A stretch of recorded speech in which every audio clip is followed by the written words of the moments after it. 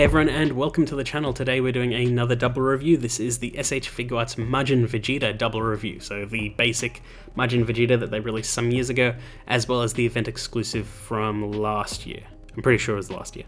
And they are effectively the exact same figure, just, one is older and one has sort of the more modern coloring style, but sort of what you expect from, event exclusive S.H.Figuarts at this point.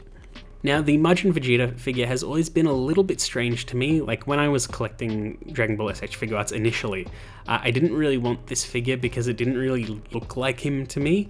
I think that the 2.0-ish body for Vegeta looked even stranger here, because I'm not a huge fan of the 2.0 body. It's just like a little bit slim for my liking for Vegeta specifically. And the Majin Vegeta mold using something very similar to that but without the body armor looked a little bit strange, like very, very thin, especially in the waist area, and with the sort of jumpsuit style of Majin Vegeta, it made all of the joint cuts look even more harsh, and I wasn't generally a fan of it. There also was no battle damage on it at all, and that bothered me a bit too, but it was fine enough. I am still holding out hope for them to do a 3.0 at some point, but then they re-released the figure with the event exclusive, and it looks a bit better as well, but still you can't do too much different when you're using that exact same mold. Still not a huge fan of it stylistically, but because I decided to collect all of the Dragon Ball S.H.Figuarts, eventually I'd have to come across this one, and that's what's happening today. So we'll jump right into it anyway. So taken out of the box, here's what they come with. So the base Majin Vegeta comes with 5 faces, which is pretty impressive, as well as a few different hands. Not a huge spread of hands. I do think that we should have had some sort of like Final Flash style hand. I do know that he doesn't use it as Majin Vegeta, at least not in the anime. Like in games, I think you can, but he doesn't really use it in the anime at all. And that's fair, but it would have been nice just to have a few extra hands here or there. If you've got some Vegetas lying around, you can swap out the hands, no problem. But still, I think it would have been nice to have that included.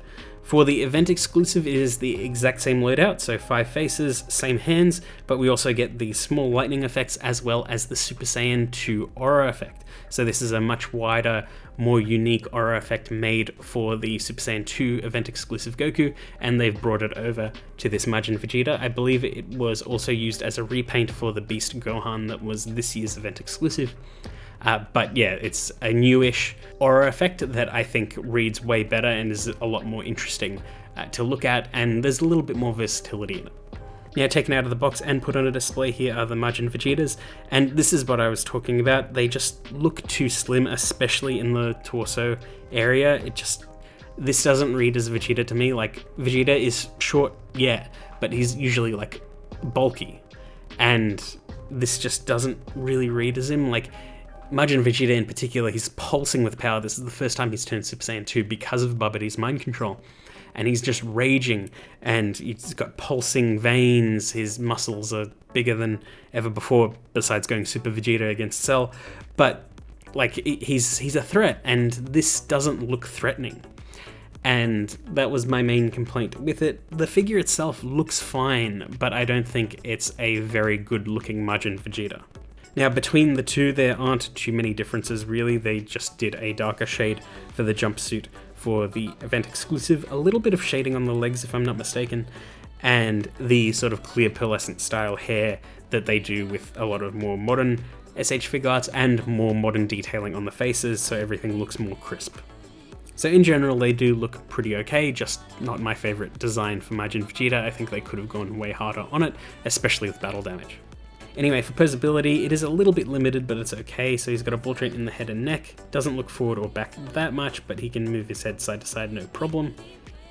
His arm can rotate all the way around, hinge up, butterfly in a bit. There's an upper arm swivel, bend at the elbow, and ball hinge at the wrist. He can crunch forward and back a little bit of side to side and rocking. There's a swivel at the waist. Can kick forward and back that far. You can do the splits that far, which is actually pretty good for a Vegeta. He's got a bend at the knee, as well as a pivot at the ankle and bend at the toe. It is the standard sort of Vegeta legs for 2.0, so the pivot at the ankle is not the best, and that just persisted for a very long time with this line. For faces, we've got a fairly big spread. So there is a neutral face out of the box.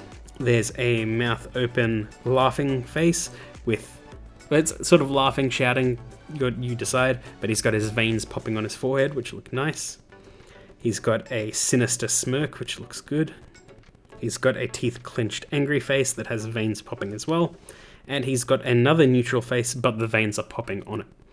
They aren't super noticeable in the original release, but the event exclusive has the exact same faces as well, where the details are a lot crisper, and I believe that the details just pop a little bit more there, even though there isn't any line work on the veins. I think because of how all of the other detail is done, that amount of detail just pops a little bit more. So I think it is a bit more obvious when you're changing between the serious face with the veins and the serious face without. But all of the faces are fine enough. I do like that there is a bit more spread than usual for S.H.Figuarts, in particular having that little sinister smirk and veins popping. It's a nice little addition. But with those accessories, you can get Vegeta into some pretty alright poses, nothing too crazy. His balancing is a little bit awkward because of the age of the figure, but the newer release was perfectly fine. You just need to work on the ankles a little bit, but he's fine-ish in some static poses, and he's lightweight enough that you can hold him in stands no problem. And it's in the posability where the aura effect really shines. Because it's not super tall, it looked fine for the Super Saiyan 2 Goku, but it looks better for the Majin Vegeta just because the aura effect is like encompassing his whole body. Looks way cooler that way. And works fairly nicely. You attach all of the lightning effects just in some ball sockets that are placed all around the aura effect, and you just sort of nestle your figure inside, and it gives off that Super Saiyan 2 crackling energy effect. And look, I'd be lying if I said I didn't have fun with the figure. He does look significantly better in poses, but I still just don't like the proportions of it at all. I think that they could have worked a bit more on it for at least the original release. I do know that if they do another one, they'll change it significantly. But this is definitely a product of its time. It's fine enough as a figure, nothing too crazy, but it's generally alright. I will point out one of my major complaints is sort of the cleanup of the figure itself. So you can see, because of so much bare plastic on the figure, where it was sort of cut off the plastic sprue during assembly. They've left this massive nub mark alongside the right side of his body, and this is in both releases, both the original and the new one. It's a little bit more noticeable in the new one, but it was in the original as well. Kinda sucks. It's a little bit lazy, if I'm being honest. You can clean that stuff up. That's why people like painted figures and things like that, because there's care and effort put into this. This is a premium figure. The original was a premium Bandai, the re-release was an event exclusive. These are premium figures, and they're barely painted at all. And it's a bit of a shame, especially since the Majin Vegeta was one of the older ones, back when they did do a little bit more paint. So it is just an awkward spot, really. Not a big fan overall. Like, the figure is fine, and like I said, in action poses, he does look fairly good. I'm just not a huge fan of the proportions, the detailing. There's just more that could have been done. It's a fine enough figure, but like, if I wasn't collecting every single Dragon Ball figure, I would have like waited for a new figure entirely. I didn't feel a compulsion to grab this one at all. But it's fine for what it is. If it had more effect parts, that would have been cool too. But as it stands, it's a fairly standard-ish release with some pretty good faces. But yeah, that's pretty much it. I hope you enjoyed that video, and I will see you all next time. Please don't forget to like, comment, or subscribe. The algorithm is not super kind at the moment, as I'm sure some other YouTubers have pointed out. Just engaging in any way with my content does help quite a bit, and it is always appreciated. I make these videos for fun and to make a sort of anthology of all of the Dragon Ball S.H.Figuarts, among other things, and I hope that people can turn to this as a nice little history book of how things are. Granted, my opinions are my own, and they are just that, they are opinions, but I do think that some stuff is objective, and I think it's nice to have all of this as a little bit of an archive. But yeah, I hope you enjoyed that video, and I will see you all next time.